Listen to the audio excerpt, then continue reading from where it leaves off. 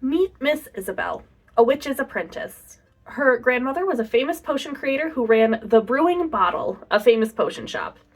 Adventurers would come far and wide to get these amazing, high-quality potions. However, there's been a bit of an accident, because instead of the cute witch cottage that was displayed on the advertisement to our party, it's a bit messier. Hi folks, I'm Misty, this is Misty Steps, and this is my submission to Dungeon Jam, as put on by Mystic Arts DM, Naigobi, Paladin Pros, and Lunatic Dice. A bunch of the TTRPG YouTuber community is making these 5-room dungeons that can be sort of drag and dropped into any sort of adventure. So if you're scrambling one day to find the next adventure for your party, you will have this compendium of 5-room dungeons ready to go. The link to Dungeon Jam playlist will be put in the description below, so be sure to check out everyone else's amazing stuff. With this video, I'm going to go over an adventure that I created for level 3 party in 5e D&D.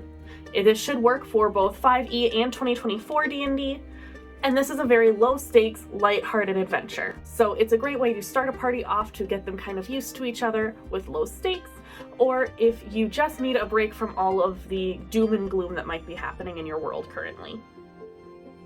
Stat blocks, maps, will all be placed in a document in the description below, but stick around and I will show you how to utilize these maps and these stat blocks.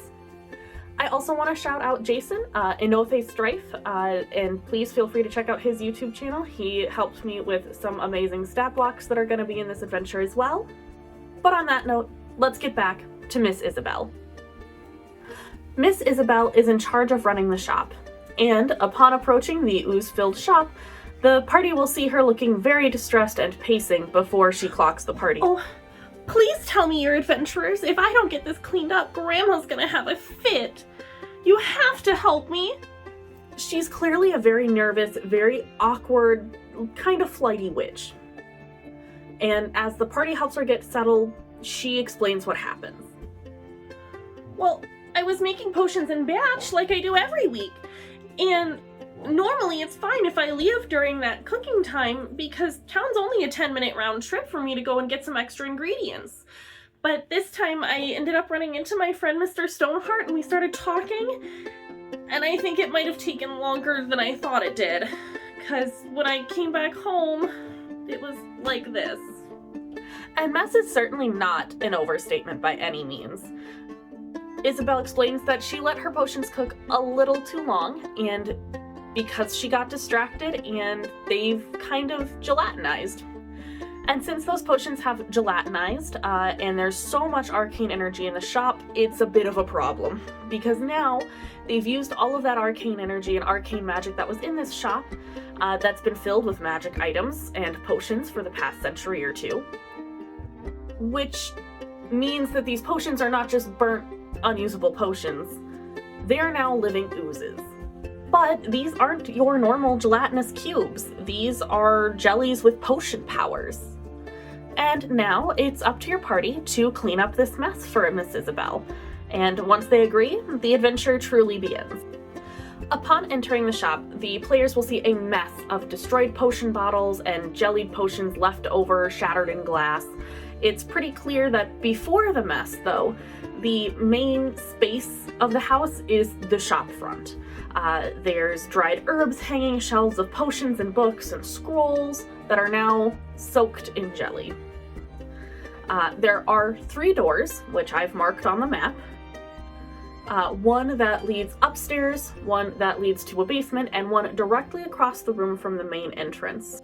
The vibes here, aside from the absolute chaos and just goo dripping everywhere, you can tell that this was a pretty cozy place. There was a lot of arcane energy here, but it was a very comfy, cozy type of magic energy. Sort of like the feeling that you get when you come home and you've got a nice hot stew waiting for you. Very homey, cottagey feeling. But More pressing than the giant cauldron in the middle that was clearly where a lot of potions were being made or demos were maybe being put on in this shop, they see a very large cube of red jelly. This cube immediately is clocked as different by the party because he can speak. This big boy is sentient, and personally, I picture him kind of sounding like a Patrick Warburton or Kronk type. But he does warn that the other slimes in the house may not be quite as refined as him. Our jelly friend is not particularly fast since he is a cube of jelly, but he does offer to assist the characters with healing later on, and says that, he came about because he was a healing potion that got overcooked. He doesn't accompany the party, but he does offer, he's here to help out if needed, and if the players need healing later on, he can offer healing potion standard things as well as the effects of lesser restoration if they just kind of walk through him. Don't think about it too hard. He also mentions that the key to the basement he believes is through the door to the kitchen. But again, be warned that any of the other oozes that they might run into might not be as friendly as him. Through the door that's directly across from the front door that the party came through is the door to the kitchen. Kitchen's pretty standard. It's a cottage kitchen, stone, wood, again, more dried herbs hanging. The leftover smells of something delicious once was here, but it's kind of buried under the smell of burnt ick. Lots of plants, but again, everything is soaked in that oozy jelly substance. But there is a puzzle in here that will likely take players' attention instead of the cottagecore aesthetic. A potion of flying was overcooked and became some tiny little jellies, and now they're jellies with wings, and there's a swarm of them flying around. One of them has a key floating inside of it. How the players want to catch and acquire that jelly and the key inside of it is going to be up to your party. It could be as simple as squish all the oozes, or let an ooze land on the finger like a butterfly and pick out the key that way. I think it's important to let creativity run with this one, but I really do picture these as, 2 or 3 inch cubes of jelly with little angel wings sprouting around, flying around, and there is a swarm of them. A large swarm of them. These oozes don't talk, they are not sentient like our healing friend, so no worries about feeling guilty if one gets squished. But these flying jellies do pose a problem that they need to solve with getting the key to the basement. Aside from the basement door, there is also that other door that's closest to the front door entrance, which is the door to the top floor. If your players are very adamant about going through there, you could say that there is arcane ice that is blocking that door, and our sentient ooze friend can mention that the cause of the freezing is in the basement, and once that is resolved, the frost locking the door is probably going to dissipate. Alternatively, if they feel like just busting down the wrong door, you can always switch up where things are on what floor, so that the treasure and resolution are still at the end of the dungeon. Dealer's choice, really. But after they deal with the swarm of flying jellies and they head down to the basement, is our first combat, a potion of ice ooze. This ooze has some fun, difficult terrain capabilities, and it should be able to challenge our players. On the map, I've shown that most of the floor is iced over, creating difficult terrain, but there are some boxes and crates that our players could potentially stand on in order to get the high ground. Literally, in some cases.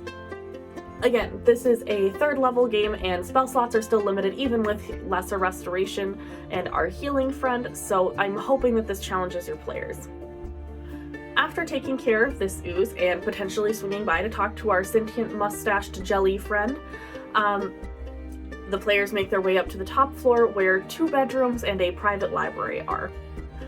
The same cozy vibes are all up here with the warm fabrics and rich textures, but again, Icarus slime drips across everything, and in this case, this slime is black, and it is oozing across everything and tainting everything. And in the shadow of a hallway, you'll see movement. From the shadows, a black jelly emerges, and upon smacking it down to 0 HP, the party will learn that this jelly was a potion of Dragon's Might ooze.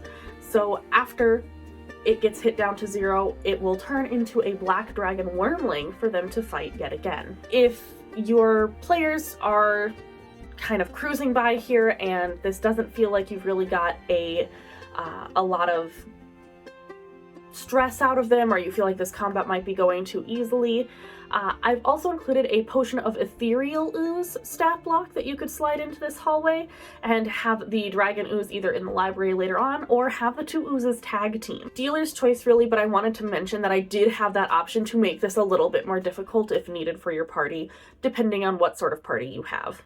Once they have defeated the Dragon's Might potion and any other oozes that might come across their way, they can find a spell scroll wrapped in a red ribbon with a tag that says Potion Cleanup. Give this to a spellcaster or to Miss Isabel, and they can chant an ancient spell that basically removes all inanimate or non-sentient ooze from the area. So any of the ooze that was destroyed and just left some goop, or any ooze that doesn't have brain cells, like if some of the flying jellies still floating around, go poof. This will magically remove the mess in and around the house as if it never happened. Of course, our squishy, refined, self-aware healing friend is the exception. So if the party has named him and gotten attached to him, they don't need to be heartbroken. If you have a party of absolute monsters for players that don't like whimsy, it's pretty easy to tweak that and just have him get removed then as well. After everything is cleaned up, Isabel will thank the party and saying that she's so grateful for their help before her grandmother returned from her trip. Oh, thank you so much, adventurers. I can't thank you enough. Here, now that this place is cleaned up, I'll make each of you a special brew. Oh? And what did they help you with, dear? Oh, Grandma! Well... You see...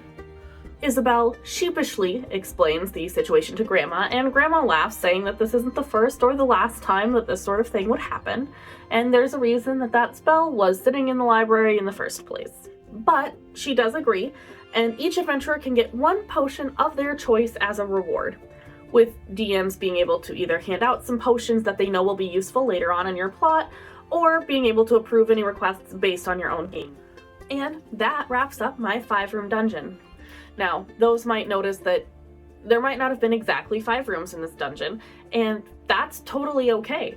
A 5-room dungeon is more of a storytelling tool than anything else. It's a narrative tool, and it's something that I think can help a lot of people with their homebrewed adventures. Daddy at Mystic Arts DM has done several amazing videos about 5-room dungeons, so please feel free to check those out. And again, the playlist for all of these 5-room dungeons are listed in the description below.